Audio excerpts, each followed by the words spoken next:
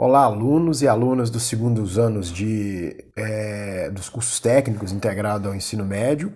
Esse vídeo é só uma introdução para orientar, né, os estudos de vocês a respeito do iluminismo.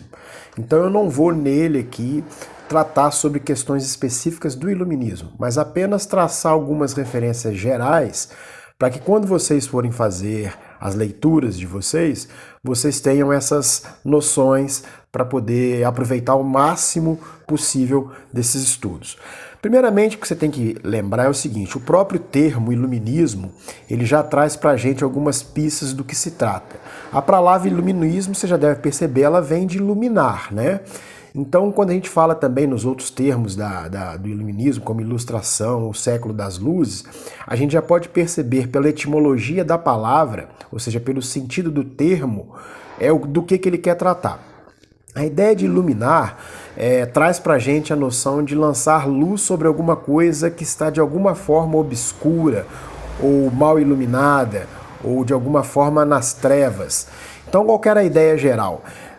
Num momento da história do Ocidente, notadamente da Europa, uma série de pensadores, uma série de pessoas se colocou a pensar a sociedade tentando, através da razão, das luzes da razão, da capacidade de pensar, de raciocinar sobre os aspectos daquela sociedade.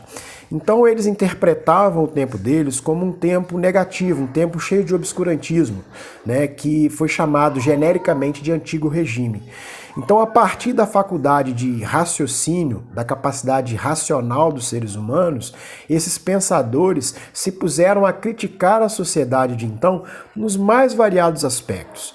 Então, a ideia de ilustração, de iluminismo, vem daí, ou seja, usar as luzes da razão, da capacidade intelectual do ser humano, para poder pensar a sociedade e, a partir dessa crítica, propor um novo mundo, uma nova forma de organizar a sociedade, ou novas formas de organizar a sociedade, mais positiva do que eles viviam até então. E como é que era o mundo de então?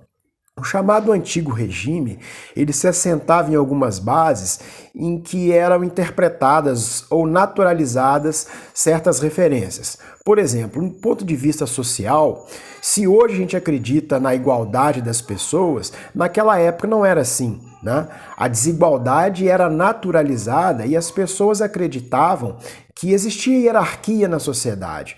Então aquelas pessoas que nasciam em berço nobre ou em sangue azul, elas já tinham um lugar social marcado, né? Filho de peixe, peixinho é. Naquela época era mais ou menos essa ideia. Então uma pessoa que nascesse em berço nobre ou num estado específico, estado enquanto estamento, vamos dizer assim, num paralelo com a ideia próxima de classe social, então o cara que nascia nobre, nascia barão, nascia duque, nascia na aristocracia, mesmo que ele fosse incompetente, ele teria um privilégio naquela sociedade. Era uma sociedade hierarquizada e que os privilégios sociais de nascimento eram interpretados como sendo coisas naturais. Então, os pensadores iluministas não acreditavam nisso. Eles identificavam que nós, seres humanos, nós nascíamos iguais, perante a natureza.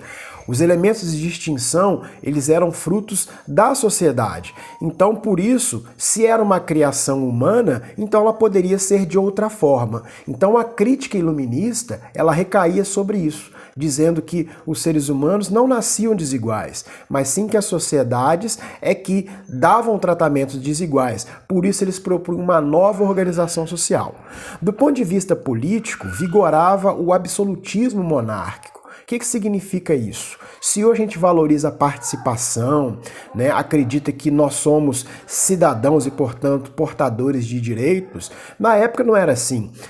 Acreditavam-se que as pessoas eram súditas, que na verdade o Estado ele era pertencente a esses grupos aristocráticos e nobres. Então o Estado pertencia ao rei, numa expressão cara ao antigo regime francês, Então, a função das pessoas era, na verdade, de ser súditos e prestar obediência ao Estado. E não o contrário. A crítica iluminista vem justamente com essa noção.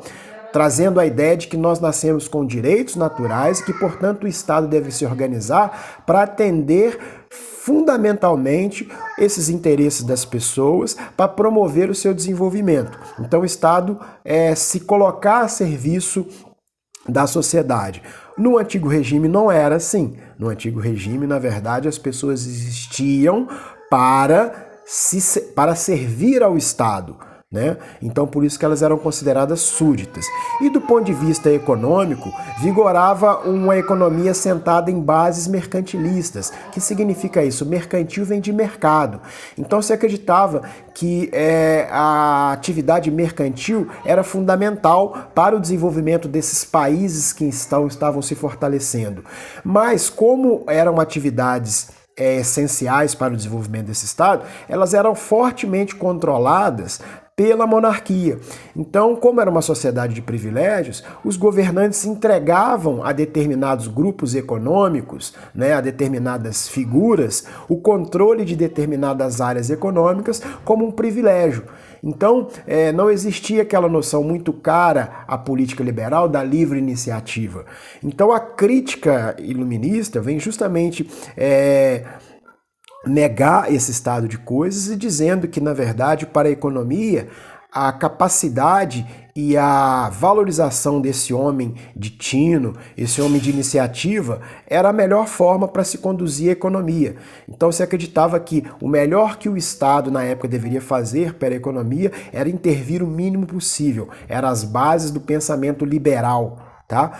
Então eu quero que vocês entendam o iluminismo como sendo esse movimento, um movimento de cunho essencialmente intelectual, em que parte da elite pensante europeia e também americana se propôs a criticar a sociedade de então e tinha como fundamento para essa crítica justamente a capacidade racional, portanto a razão como elemento central para se pensar a sociedade e propor uma sociedade de bases diferentes.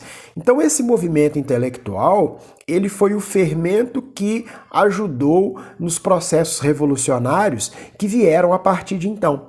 Não é que nos períodos anteriores não existia a crítica ou a insatisfação com a sociedade.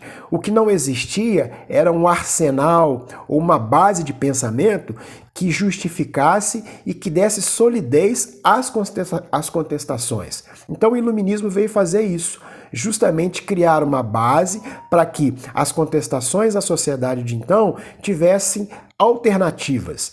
Então eles se puseram a criticar tanto a política, quanto a sociedade, quanto a economia, quanto as tradições, quanto as religiões, por exemplo, que na percepção deles eram fruto de obscurantismos, de preconceitos, e para isso o elemento central era a razão.